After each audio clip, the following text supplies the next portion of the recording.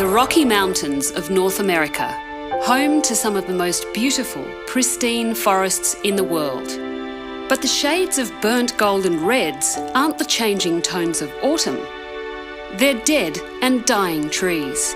We're looking at tree mortality over a scale of tens of millions of hectares in the last decade alone. In fact, right across the globe, there are reports of trees dying in mass numbers. From Europe, from Africa, even right across the Amazon, and right here in Australia. Here, in the Perth Hills, trees have been dropping by the tens of thousands. Inside their carcasses are thriving parasites. So this is a larvae, a late instar larvae? Oh, he's alive and well. These long-horned borers have been feasting on the live wood of jarrah and marri, the two dominant eucalypt species in southwest Western Australia.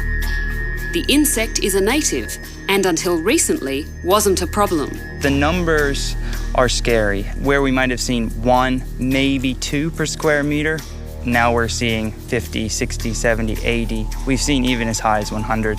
So it'll be 1, 2, 3, 4, 5, 6, 7, 8, 9, 10, 11, 12. 12 larvae came off that one little spot. That one spot where the eggs were laid. And they get larger as they go away. What, because the larvae's actually grown in size as they've ploughed through the wood? Huh? Yep. And this has had it? This is dead, yeah. But don't blame the borers. Unable to penetrate the moist wood of healthy trees, these insects are simply opportunists. We don't really know how it acts normally, but we suspect that it goes into dying and dead trees. Last summer provided an ideal feeding ground. This big eucalypt took hundreds of years to grow and died in just a couple of weeks.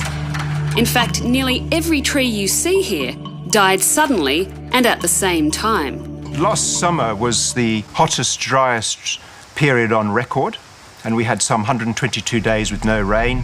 We had weeks with over 42 degrees, and we started to see large areas just collapsing and dying.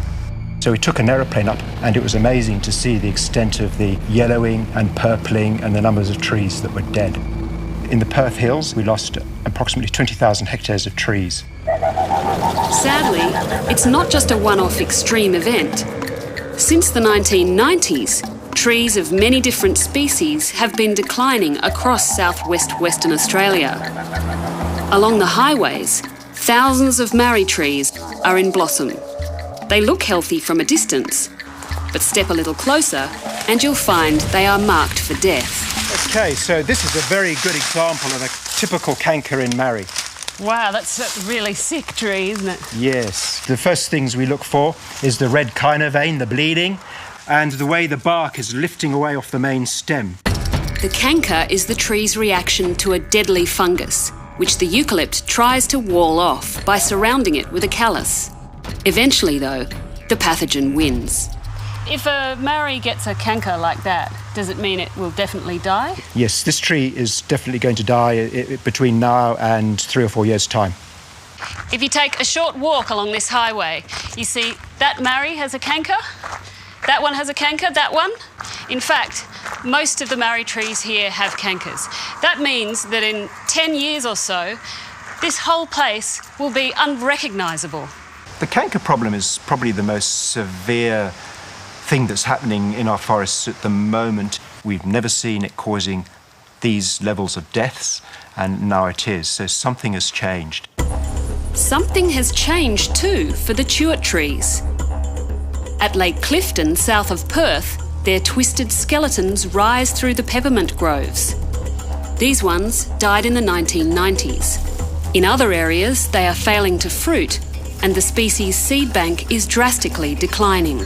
Again, we don't fully understand what's driving these declines, but in some areas we're losing 100% of the trees. Despite many different ailments, there is one obvious common stressor that could explain why so many trees are dying. They are facing higher temperatures with less water. The southwest of Western Australia has lost 15% of its rainfall in the past few decades.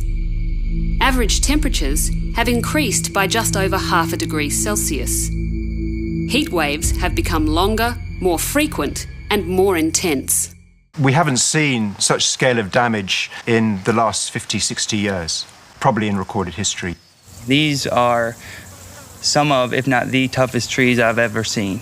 Now we're seeing conditions that are going outside their ability to cope.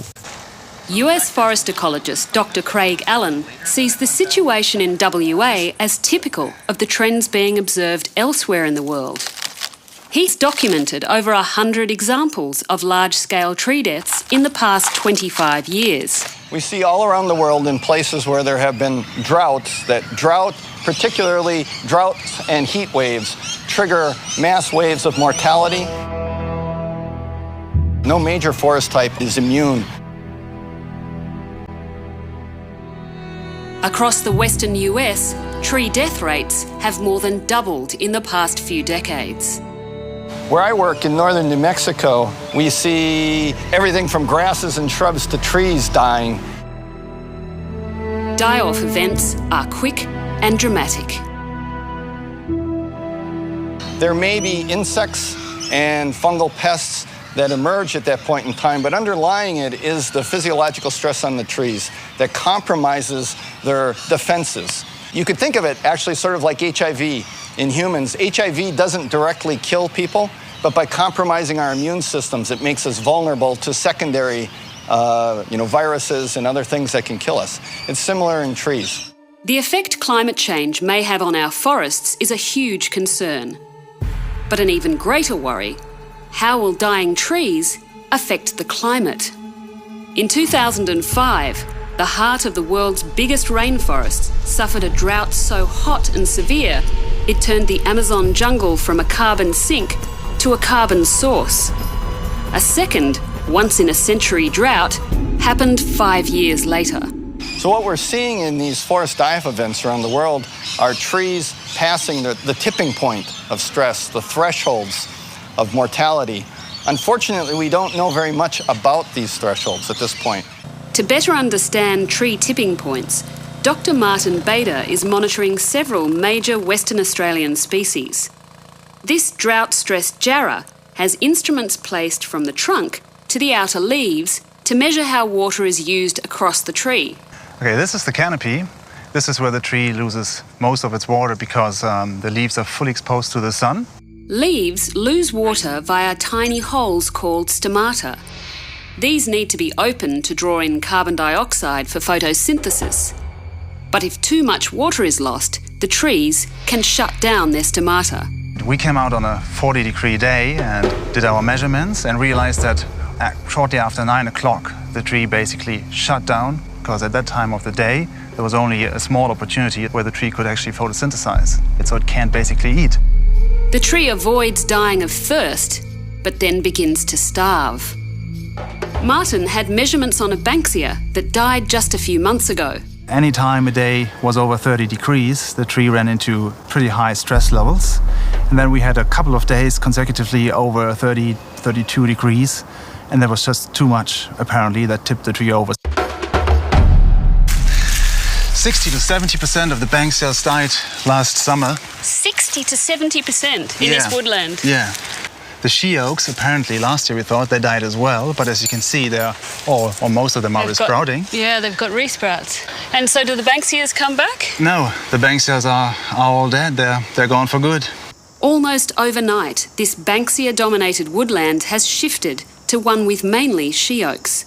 The implications for nectar-loving birds, insects and mammals are profound.